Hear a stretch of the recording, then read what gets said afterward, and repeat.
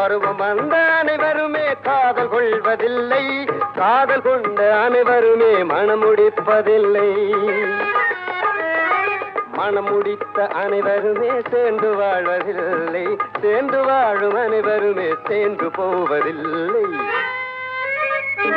புத்தியுள்ள மனிதன் எல்லாம் வெற்றி காண்பதில்லை, வெற்றி பெற்ற மனிதன் எல்லாம் புத்திசாலி இல்லை, புத்திசாலி இல்லை.